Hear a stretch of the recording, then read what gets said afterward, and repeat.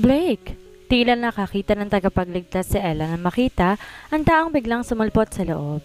Bago pa man makalapit ang tuluyan si Gabriel, agad nang inalis ni Ella ang mga kamay na nakahawak sa kanya. Bagyang natigilan ang mga torang duptek ang hindi imbitadong bisita, kaya ginamit yung oras ni Ella para tumakbo sa lalaki. Ano pang ginagawa ninyo? Kuhanin ninyo ang babaeng yan. Gigil na ani Gabriel sa mga katulong. Kaya na makalapit si Ella kay Blake, agad niyang niyakap ang lalaki na tila doon na nakasalalay ang buhay niya. Bahagyang nabigla si Blake, ngunit nasalo rin siya. Humihikbi niyang binaon ang mukha sa malapad na dibdib ng lalaki. Mas nabaya pa siya sa loob ng braso nito. Dito lang niya naramdaman ang init na hindi niya naramdaman kahit kanino. Mas lalo tuloy siyang naiyak. Binaba ni Blake ang paningin sa babaeng nasa bisig. Hinawakan ng braso nito para sana ilayo na makita niya ang pulang mga marka doon gawa ng mga mahihigpit na kapit ng mga guards at maids dito. Kanina, para lang maipasok ng sapilitan sa kwarto nito sa itaas. Nagdilema mga mata ni Blake. What's happening here? Walang kangiti-ngiti ngayon si Gabriel na paraging masayang sinasalubong ang mga bisita. Lalo na itong kaibigan niya. Nothing. Problemang pampamilya lang to, Blake. Anito at saka tiningnan si Ella. Come here, Ella. Huwag mo nang guluhin pa si Blake. Medyo mababa na ang boses ng ama, ngunit mas sumigpit lang kapit ni Ella sa lalaki. Siguradong kapag humiwalay siya kay Montreal at sumama na masiwasay sa ama, yun na talaga ang magiging huli ng masasayang araw niya. At hindi niya gugustong mangyari yon. Kunin na nito ang lahat, wag lamang ang sanggol na nasa sinapupunan niya. Handa naman siyang magpakalayo-layo. Anong pinaproblema nito? Pulo ng luha ang mga mata ni Ella nang tingalain sa Blake. Panay rin ang hikbi niya at saka tinaas ang daliri at tinuro ang ama na tila bata nagsusumbong. They want to kill me. Save me, Blake? Mahigpit ang naging kapit ni Ella sa damit ni Blake na agad din namang nalukot. Ngayon na lang nga siyang tawagin ng babae sa pangalan, nasa gantong sitwasyon pa? Halos hindi na rin to makahinga kaiiyak. Lumambot ang ekspresyon sa mata ni Blake na makita ang kalagayan ng babae.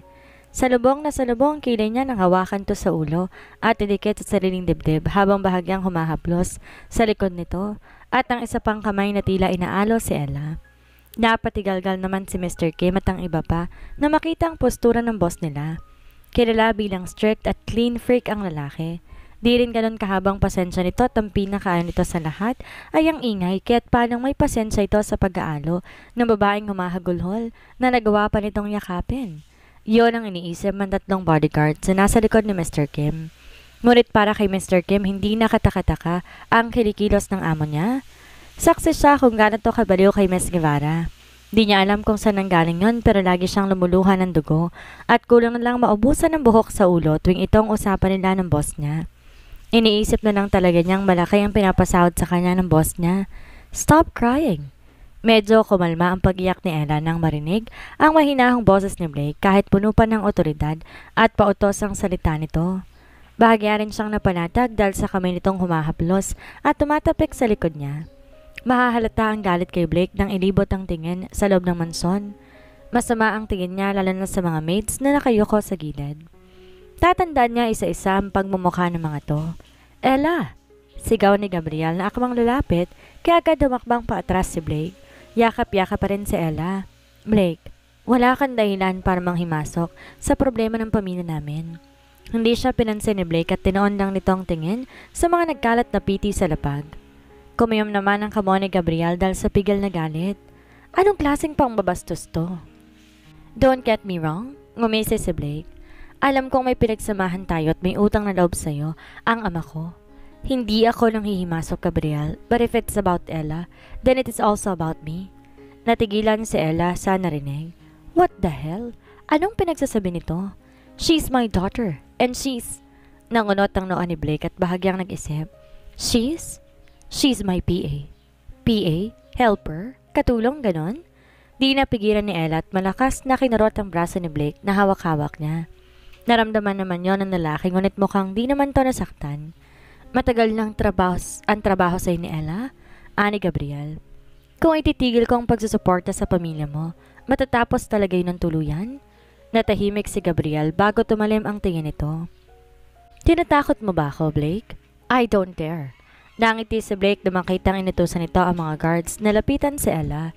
Kim, pagtawag niya sa assistant na agad tumalima. Pumasok to sa loob kasamang ilan pang bodyguards na armado. What do you mean about this? Nagkibit balikat si Blake.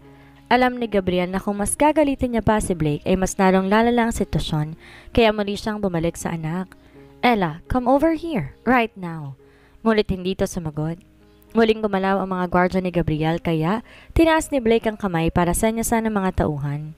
Agad hinawakan ng mga to ang kani-kaniyang armas, kaya agad na natigilan ng mga gwardya bago tingnan si Gabriel kung may iuutos ba ito. Masyado silang kaunti kumpara sa tauhan ni Montreal na ang lahat ay armado. Bumalik kayo sa mga posisyon ninyo, ani Gabriel sa mga gwardya na agad umatras. Napansin naman ni Blake ang malalim na paghinga at pagbigat ng babae sa bisig niya kaya napailing siya ng bahagya. How can she fall asleep in this kind of situation? Di niya pinansin ang mga nasa paligid.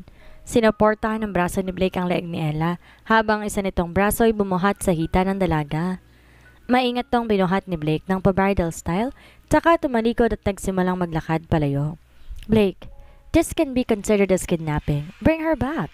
Dinig pa niyang sigaw ni Gabriel, ngunit tila wala lang na pinagpatuloy niya ang paglalakad. Bahala na sila ni Mr. Kim doon. You can get her if she come home on her own accord. Sigaw niya rin pabalik. Sinalubong siya ng isang lalaki na nakasuot ng puting polo at agad siyang pinagbuksan ng pinto. Dahan-dahan niyang nalagay doon si Ella sa mahambing na tulog bago pumasok sa loob, sa tabi ng dalaga. San tayo, boss? Tanong ng driver. My house. Tipid na aniya. Nilapag ni Blake si Ella sa king-size bed na kama. Inayos niyang higa ng dalaga at saka ito kinumutan. Di maiwasan mapatitig ni Blake sa mukha ng dalaga na basang-basa pa rin dahil sa pag-iyak nito kanina. Kumuha siya ng tissue at siya mismo nagpunas ng mga luha sa pisngi ni Ella hanggang sa mapansin niya ang pulang marka sa kabilang pisngi ng babae. May bakat yun ng kamay. Suminghap ng hangin si Blake at saka yun pinahira ng tissue. Dinig na boses ni Mr. Kim sa nakaawang na pinto. Yes, boss? Never mind. Tumayo si Blake at pumunta sa isa sa mga drawer niya. Nakakita siya ron ng ointment. Nakahinga naman na maluwag si Mr. Kim at saka pinagpatuloy ang pagtayo sa tabi ng pinto. Ligtas siya ngayon. Actually, ang pagtayo na lang talaga ang paghinga niya dahil nitong nakarang araw ginawa siyang ninja ng boss niya para i-monitor si Ella. Pinagdarasal na lang niya na sana'y maging maayos ang kalagayan ni Ella sa kamay ng boss niya. Kim, boss? Cancel my flight. Tumango si Mr. Kim kahit di nakikita ng amo niya, pero na may maalala yung natigilan siya, tsaka nagdadalawang isip kung magsasalita ba. Boss, hindi sumagot si Blake kaya't kailangan niya ipagpatuloy ang sasabihin. Kailangan maging importante yon dahil kapiling nito ngayon si Ella. Kung hindi, baka humiwalay na ang ulo niya sa sariling katawan. Pero, sasabay daw ho si Miss Rian, boss. Nandoon na siya ngayon at kayo na lamang hinihintay? So, malamig na anito. Pinagpatuloy ni Blake ang marahang pag-apply ng ointment sa pisngi ni Ella. Focus na focus ito doon. Nilagyan na rin niya ng pulang marka sa braso ng babae. Naparanok si Mr. Kim sa sagutan ng boss niya. Kung ikakansela nito ang flight, paano na lang si Miss Rian na kanina pa naghihintay doon? Hindi ba't kabastasan yon? Kaya lang napagtanto ni Mr. Kim na wala nga pala yon sa vocabulary ng amo niya. Wala itong pake sa paligid maliban sa sarili nito. Hindi ko kasalanan na hindi niya kayang bumili ng sarili niyang private plane kung gusto niyang umalis ngayon din. Lumipad siyang mag-isa. Wala akong oras para sa kaartehan niya. Agad na umalis si Mr. Kim nang marinig ang sinabi ni Blake. Muli, binalik ni Blake ang atensyon sa mukha ni Ella. Malalantik pa rin ang pilik mata nito tulad ng dati. Palagi itong seryoso, ngunit iyakin naman. Wala pa rin pinagbago maging ang ugali nito. Kaya pala, palagi kang nalalamangan. Bahagya niyang tinuktok ang noo ni Ella na agad nangunot ang noo, ngunit hindi ito nagising. Hinaplos ni Blake ang itim na buhok ni Ella. Malambot iyon at makinang. Masarap sa pakiramdam. Tinaas ni Blake ang bibig at buhok ni Ella at saka dinikit sa labi niya at bahagyang iniamoy. Dapat kahapon pa talaga umalis ng bansa si Blake, kaso bakit di natuloy? Hindi niya rin alam. Kung tuluyan nga siyang aalis ng Pilipinas, sigurado mawawala rin si Ella. Hindi alam ni Blake kung anong mararamdaman para sa babaeng nasa harapan, ngunit isa lamang alam niya. Hindi niya nagugustuhin makitang maging masayang dalaga na hindi siya ang magiging dahilan.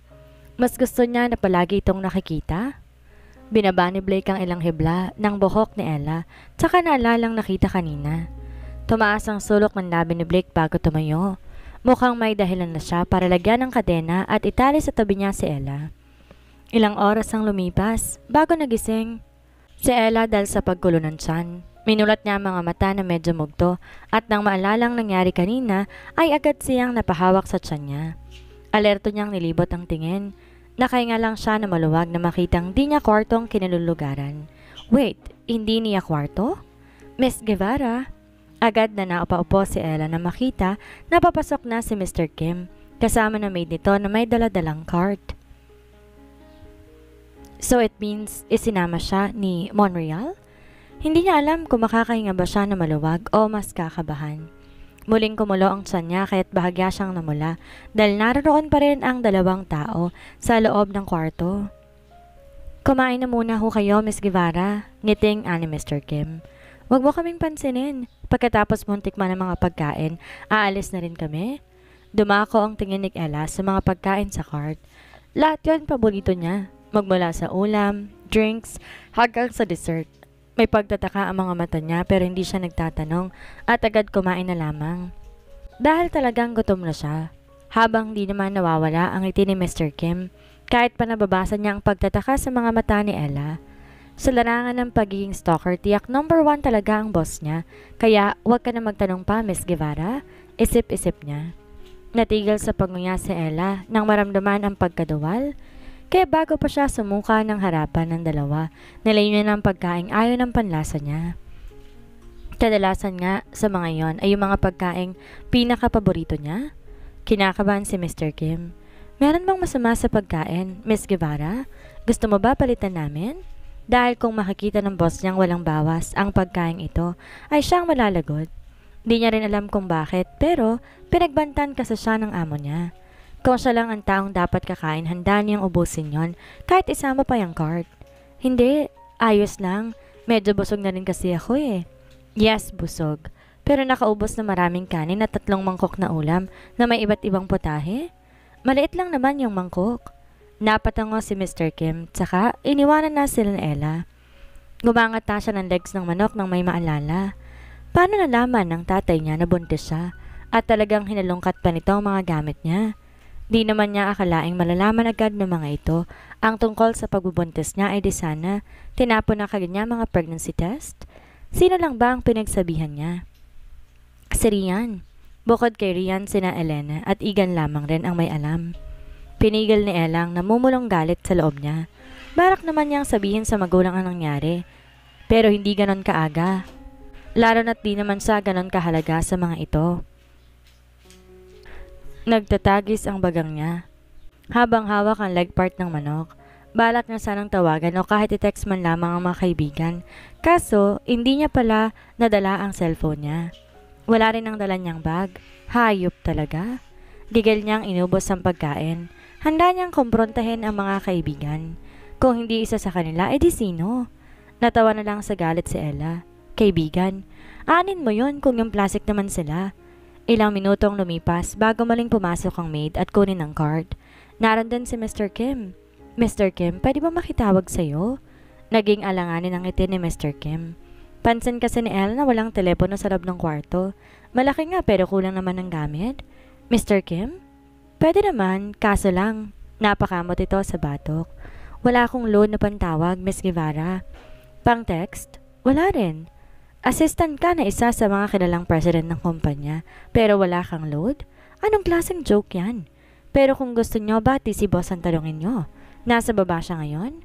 Sorry Miss Guevara, pero wala talaga akong kapangyarihan sa pamamahay na to. Gustuhin mang bigyan ni Mr. Kim ng cellphone si Ella, ang kaso, mahigpit na pinagbabawal ni Blake ang mga bagay na ibibigay dito nang di dumaraan sa kanya. Ang buong villa nga na ito na siyang bahay ng boss niya ay mas lalong hinigpitan ng security. Mas dumoble rin ang nagbabantay na guards na palagi naglilibot sa buong lugar. Isang maling galaw niya lang sigurado, malalaman niya ng amo niya. Nagpaalam si Mr. Kim kay Ella dahil marami pa itong gagawin na tinanguan ng dalaga. Pero pakiramdam ni Ella tinakasan lamang siya nito. Maya-maya napagpasya niyang lumabas, suot-suot ang malambot na tsinelas na kulay asul na nakita niya sa gilid. Marble ang sahig ng bahay, makinis at makintab. Kadalasan kulay na makikita roon itim, lalo na ang mga gamit at paintings na nakadisplay. Mukhang nasa second floor siya. Diniretso ni Ella ang lakad sa hallway habang darasal na sana makita niyang hagdan sa dulo nun. Tama naman ang pasyon niya at agad nakita ang hagdan pababa. Masaya niya yung tinungo habang pinapasadahan ng hawak ang gold na railings. Totoo kaya to? Paano kung tumapiyas siya ng kaunti dito at ibenta? Mukha kasing medyo maghihirap siya ngayong malapit na siyang itakwil ng ama. Pinilit niyang alisin ang mata sa kumikinang na railings, tsaka nihanda ang sarili para makita ang pagmumukha ni Montreal. Nang tuluyang makababa na mangha siya, sa lawak ng bahay daw kuno ni Montreal. Walang masyadong gamit yon, puro paintings pa lang nasa ibaba. Bahay ba talaga to o magandang haunted house? Walang katao-tao. Dumako ang tingin ni Ella sa malaking chandelier. Kumikinang din yun at mukhang gawanin sa ginto at maliliit na diamonds. Pinag-iisipan niya kung paano inaakyatin. Teka, ba't para bang nagiging isip magnanakaw na siya? Hey! Ay, kupal! Galit siyang napahawak sa sariling dibdib. Kupal? As usual, salubong na naman ang kilay ni Montreal. Stop saying such words, hindi bagay sa'yo. So, kailangan kapag nagsasalita, yung bagay talaga sa tao? Di siya sanagot ni Blake at tumakbang lang ito papalapit sa kanya, kaya't napaurong si Ella. I'll just give this to you. Masyado kang paranoid. Aniton tinaas ang hawak na ice pack. Saka lang niya napansin ni Ella. Para saan? Awkward? Muli sinagot ni Blake. Lumapit lamang to sa kanya at saka hinawakan ng panga niya gamit ang dalawang daliri nito at saka yan bahagyang tinabingi. Nabigla si Ella. Don't move. Naramdaman niya ang pagdampi ng malamig na ice pack sa pisngi niya na bahagyang namamaga. Umimpis na yon dahil sa ointment na nilagay ni Blake kanina. Parang tuod lang si Ella habang dinadampi ni Blake ang ice pack sa pisngi niya, kaya hindi sinasadyang mapatitig siya sa kabuuan ng lalaki. Ngayon niya lang to nakitang nakapangbahay. Maluwag na t-shirt at shorts ang suot nito ngayon. Kung magiging palangiti ito, mas sana madadagdagan ng pogi points ang lalaki. Kaso hindi. Pinaglihi siguro sa sama ng loob. Bahagyang namula si Ella nang maramdaman ang marahang pag-ihip ni Blake sa pisngi niya. Anak ng masakit pa? Salubong ang kilin nito habang nakafocus sa kanyang tingin. No? Tinutok nito ang ice pack sa noo niya bago yan binigay sa kanya. Tanga. Excuse me? Bago tumalikod ng lalaki at iwan siya, may pumormang ngiti sa labi nito. Matamis yun at tila nagbibigay liwanag sa may kadilimang bahay, pero hindi para kay Ella. May pag-uusapan pala tayo, Miss Guevara. Bigla, kinabahan siya. Sa kanya na lang naalala ang pangyayari kanina. Nakita ba nito ang PT sa sahig kaninang umaga? Jeez, baka hindi naman. I am not. Di pa man siya nakakaupo na maayos, nagsalita na ako. Kinurap ko ang mga mata ko habang nakikipagtitigan sa kanya. You're not what? I just need to use the telephone. Can I borrow yours? Pag-iiba ko ng usapan. Bakit pa kasi masyado akong kabado? Nawiwirdohan ang tingin niya sa akin nang miniwestrang upuan sa harapan ng table niya. Tatayo ko na lang ba dyan? Pumasok kami sa isang malaking kwarto. Puno yon ng iba't ibang libro. May kadiliman na rin dahil ang tanging ilaw na nagbibigay liwanag sa loob ay ang liwanag ng mumula ng bintana. Air-conditioned ang buong lugar. Hindi ako naupo at nilahad ko na ang palad ko. Can I now? Tukoy ko sa telepono na kanina ko pa hinihingi. Hindi ko siya tinitingnan sa mga mata at kung maaari, tagusan din ang tingin ko sa kanya. Hindi siya sumagot. Maraming salamat pala sa pagtulong na ginawa niyo sa akin kanina. Nakakayang nakita mo sa ganong sitwasyon ang pamilya namin. Natawa ako ng peke at tumarap ng pwedeng itopic. Siguro dapat ko muna siyang purihin bago humingi ng pabor. Kung di ka siguro dumating, baka naibaon na ako ng buhay ni Papa, Mr. Montreal. Kahit medyo nagtataka ako dalang alam ko, paalis na siya kahapon, kaya't paanong bigla siyang susulpot. Just call me Blake. Blake? Magandang big kasi niyan sa labi. Masyado lang pangit ang ugali na nagmamay-ari. Okay, now can I use your telephone? And don't worry, after I call my secretary, I will leave immediately. Huminga ako na malalim. Tatanawin kong malaking utang na loob to, Mr. Montreal. Blake? Blake? Ang ngiti ko naging nguwi. Malapit na ako maasar sa kanya. Kagaya nga ng sinabi ko, malaking utang na loob. At ano namang ipangbabayad mo? As if meron kang kayang ibigay sa akin sa kalagayan mo ngayon. Seryoso siya nang tingnan ako mula ulo hanggang paa. Kung mas mukha ka pang naghihirap kesa sa mga katulong ko rito, Ella. Aba, hindi porket tinutulungan mo ko at pinapakain, libre ng insultuhin ako. Ah, isa ka nga palang dugong bulghaw, kamahalan. Ang isang maruming aliping tulad ko hindi karapat-dapat. Nagpakita sa harapan ko. Puno ng sarkasmo ang boses ko nang ngitian siya. You're right. Tatango-tango ang gonggong. Tikaw ang bibig ko habang tinitingnan ang board niyang posing sa swivel chair. Kulang na lang lumabas ang ugat ko sa noo dahil naiimahe kong minamalit niya ako sa paraan ng pagtitig ng mga mata niya. Nakapangalumbaba siya sa telephone. Table, habang sa akin pa rin nakatuon ang tingin. Malakas akong bumuntong hininga, tsaka siya tinulikuran para sana lumabas ng pinto. Fine. Kung ayaw mo magpahiram, wag. Salamat na lang sa pagtulong mo sa akin, Blake. Gagawa ko ng paraan para mabayaran ka. Umirap ako sa hangin at pinitang saradura ng pinto. I won't stay here any longer. Dalayo ko namang dumihan ng mga mata mo. Once again, thank you. Nilingon ko siya at saka nitian muli ng peke.